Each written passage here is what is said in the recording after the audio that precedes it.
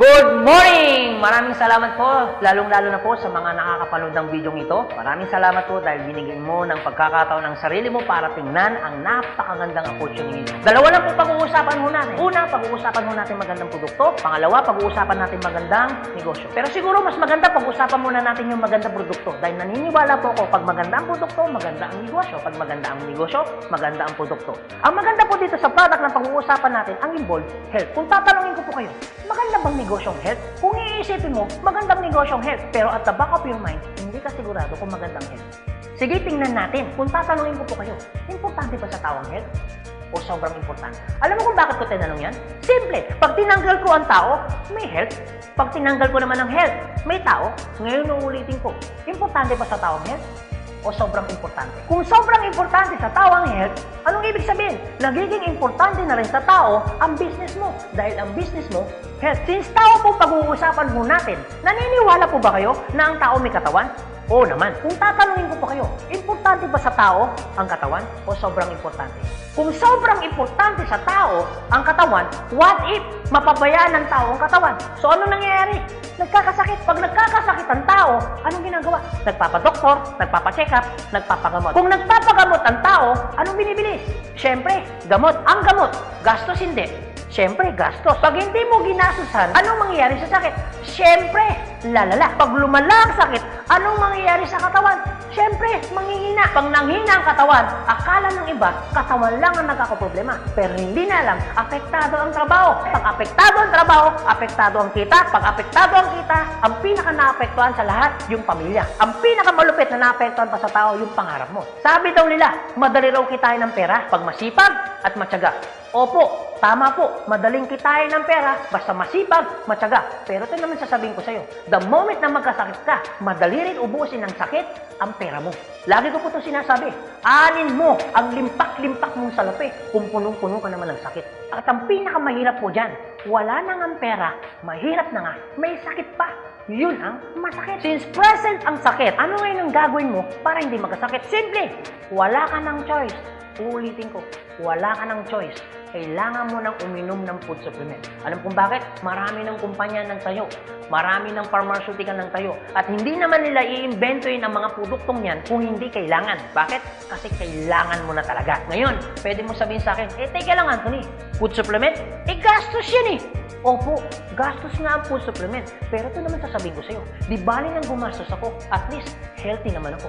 Bakit? Pag nakakasakit ka ba, ano bang ininom mo? Di ba gamot? O tanong, gastos hindi. Di ba gastos? Kung ikaw tatanungin ko, anong gusto mo? Gumagastos ka na healthy ka? O gumagastos ka, may sakit ka?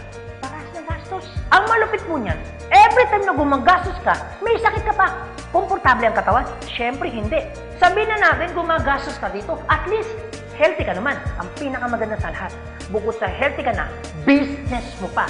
Dahil business mo, kumikita ka pa. Ang pinakamaganda sa lahat, bukod sa healthy ka na, kumikita ka pa. Bukod sa kumikita ka na, healthy ka pa. Ano ngayon ang pakiramdam na bukod sa healthy at kumikita ka na, nakakatulong ka pa? Maganda o napakaganda? O sige, pag-usapan naman natin yung magandang negosyo. Maaaring nagustuhan mo yung product, maaaring bibili ka ng product. Pero ito yung totoo, gagawin mo kayo negosyo. Kasi bakit? Pag business ang pinag-uusapan, hindi naman kasi lahat ng tao business-oriented. Karamihan ng tao is career-oriented. Alam mo kung bakit? Marami kasing tao na pagdating sa business, ang dami niyang perspective. Alam mo isa sa mga perspective ng tao pagdating sa negosyo? Una, wala akong pera. Pwede mo sabihin sa akin, teka lang Anthony, wala naman akong pera. Kanina, nung pinapanood mong video nito, wala kang problema. Pero ngayon, may problema ka na. Ano? Pera. Pangalawa, ang maaaring problema mo, wala akong time. Pwede mo sabihin sa akin, teka lang Anthony, okay yung negosyo kaso nga lang wala akong time. Walang kaso. Pero mayroong mas worse. Wala ka na nga time. Wala ka pang pera. Pangatlo, maaaring itong problema mo. Teka lang Anthony, okay yung business kaso nga lang hindi ko yan alam. Hindi ko yan hilig. Hindi ko yan linya. Ew. Pero ito yung totoo. Marami naman tao sa labas na ginagawa niya linya niya, ginagawa niya hilig niya. Pero tanong, kamusta ang buhay? Sabihin na natin hindi mo to hilig. Sabihin na natin, hindi mo rito niya. Pero ito sasabihin ko, kung ito naman ang magpapabago ng buhay mo, bakit hindi mo siya ninyahin? Pang-apat, maaaring ito isa sa mga problema mo. Teka lang, Anthony, okay ang business. Kaso nga lang, risky yan. Naku, malulugi lang ako. Ang pinakamalupit, hindi mo pa tinatayo yung negosyo mo, feeling mo, lugi ka na. Ang matindi niyan, ano malulugi sa'yo? Eh di ba sabi mo, wala kang pera? Eto tanong, kung problema mo ang pera, problema mo ang oras, problema mo dahil wala kang alam, kasi iniisip mo baka malugi ka, ito sasabihin ko. Hindi lang naman to ang una or pangalawang pagkakataon na pwede kang ma-involve sa business. Kung yan ang problema mo, bakit? Pagdating kayo ng panahon, yan pa rin kayo problema mo. Pag-usapan po natin ang life cycle. Naniniwala ka bang may life cycle? Oo naman, importante po ang life cycle. Kasi po, hindi po magiging balanse ang mundo pag walang life cycle. Isa sa mga dinadaanan ng tao na life cycle, yung pag-aaral. Kung ikaw magkakaanak o magkakaanak pa lang, pag-aaralin mo hindi. Siyempre, pag-aaralin. Kawawa naman yung bata pag hindi natuto, hindi marunong magsulat, hindi marunong magbasa. Pagkatapos mag-aral, anong susunod? Siyempre, gagraduate. Pagkatapos graduate, anong susunod? Siyempre, magtatrabaho. Pero pansinin mo to. Meron po mga taong hindi nakapag-aral, hindi nakagraduate, pero nagtatrabaho. Bakit? Isa sa mga life cycle po na dinadaan ng tao, kailangan po magtrabaho. Etong tanong, gusto niyo po ba habang buhay nagtatrabaho? Siyempre, hindi. Gustuin niyo man po magtrabaho ng 60 to 65 years old, wala na ho kayong choice. Ang sasabihin ng boss mo, you're out. Bakit? Anong tawag po doon? Retire. Pag kayo po ba nag-retire, may pera wala? Siyempre, meron. Anong tawag mo doon? Retirement fee. Dahil ikaw ay nag-retire, ang trabaho, tuloy tigil. Siyempre, tigil. Pag tigil ang trabaho, ang sweldo, tuloy tigil. Siyempre, tigil. Dahil tigil ang trabaho, tigil ang sweldo, ang gastos, tuloy tigil. Siyempre, tuloy. Dahil tuloy ang gastos, ang retirement fee na pinaghirapan mo, maubos hindi. Siyempre, pwedeng maubos. Para hindi maubos ang perang pinaghirapan mo, anong gagawin mo? Maaaring naiisip mo ngayon kung ikaw nakakapanood ng video nito. Maaari at siguradong maiisip mo ngayon, business. Ito tanong.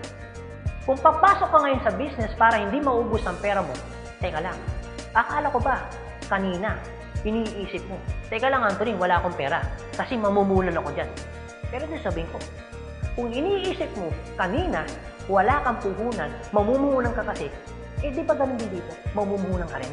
Di ba sabi mo kanina, wala akong time? Kung iniisip mo na wala kang oras, bakit? Pagtungtong mo ng 60, 65, may oras ka ba ba? Sabi mo kanina, wala kang alam. Pero tanong, bakit pagtungtong mo ng 60, may alam ka? Buong buhay mo nagtrabaho, hindi nag-business. Dahil wala kang alam sa business, anong mangyayari sa pera mo? Siyempre, mauubos.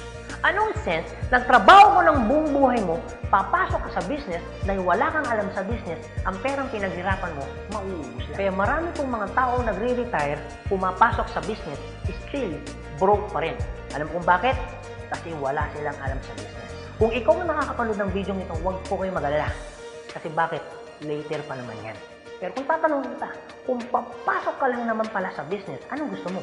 Ngayon o later? Alam mo kung bakit ngayon? Simple. Pag ngayon mo ba inaral ang business, ngayon ka nag-decision mag-business, ngayon mo ginawa ang business, ngayon mo matututunan? Yes. Ngayon ka rin kikita? Yes. Pero pag later ka nag-decision mag-business, later mo ginawa ang mag-business, later kang pumasok mag-business, later mo inaral ang business, later mo matututunan? Yes. Later ka rin kikita? Yes. Kung papasok ka sa business, anong gusto mo? Ngayon o later? O sige Anthony, nagustuhan ko yung magandang negosyo, nagustuhan ko rin yung magandang produkto. Pero ito tanong, paano ko siya umpisan? Anong gagawin ko? Paano ako magiging membro ng AIM Global? Galito po kasi yan. Una po, kailangan nyo pong bumili ng global package. Tanong, magkano naman ang global package? Ang global package po ay 7,980 pesos. Pero teka lang Anthony, mukhang yata ang laki. Opo, malaki po siya kung gastos. Malaki din po siya kung wala kang pera. Pero teka lang, kung negosyo ang pag-uusapan natin, 7,980, malaki o maliit? Alam niyo po, sobrang liit lang po niyan. Maaari pong malaki po ang 7,980 pesos kung hindi mo makikita yung value ng pera mo. So kung gusto ko po mangyari, ipakita ko po sa inyo kung anong value ng 7,980 pesos mo.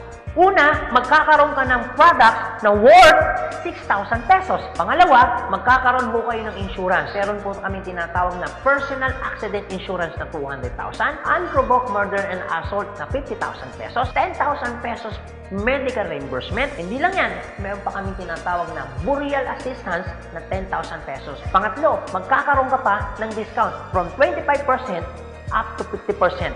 lifetime discount. Pang-apat, magkakaroon ka naman ng business kit, brochure, CD na kung saan magagamit mo sa pagninegosyo mo. Pang-lima, magkakaroon po kayo ng tinatawag mo namin free medical check-up. CBC, urinalysis, fecalysis, chest x-ray, dental, lahat ng yan kasama po doon sa free medical check-up. Pang-anim, magkakaroon po kayo ng ATM, video at China Trust. I suggest po, kung ikaw ngayon ay nasa abroad, mas maganda pong kunin ninyo ang China Trust. Alam niyo kung bakit?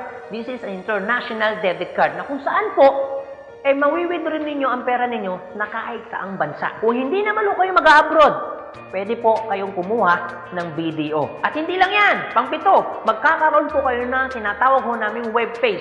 So ano pong advantage ng webpage po natin? Magkakaroon ho kayo ng DTC, Distributor Tracking Center, na kung saan mamomonitor nyo lahat ng transaction na nangyayari po sa business ninyo. At hindi lang yan, ang pinakamaganda, yung pang-walo. Meron po kami tinatawag na scholarship program. So, ibig sabihin, pag naging member ka ng AIM Global, automatic bibigyan ho namin kayo ng scholarship certificate. So, ang maganda po doon, sa scholarship po natin, transferable. Ibig sabihin, kung ikaw yung member, siya hindi member, kahit hindi mo kakilala, pwede niyo po itong i-transfer. At hindi lang ho yan. Ang maganda po sa scholarship po natin, ito po ay wala pong expiration. Kung ngayon ka ng member, bukas o bukas makalawa o 2 to 3 years from now, saka mo palang ginamit yung scholarship po namin o yung certificate po namin, hindi po siya may expire. Pwede nyo pa rin siyang gamitin. So, ang maganda po dun sa scholar certificate po namin, wala ho tayong quota. No hidden agenda. Na pag yung bata po in-enroll mo na, hindi ho kayo obligado na gawin yung negosyo. Nasa sa inyo na lang po kung gagawin yung negosyo, hindi. Basta yung anak niyo po, tuloy-tuloy po yan sa pag-aaral. So, wala ho tayong hidden agenda, no quota. Kahit hindi ho kayo bumili ng product, kahit hindi ho kayo mag-imbita ng tao, kahit hindi nyo po ito gawin. No obligation, no commitment.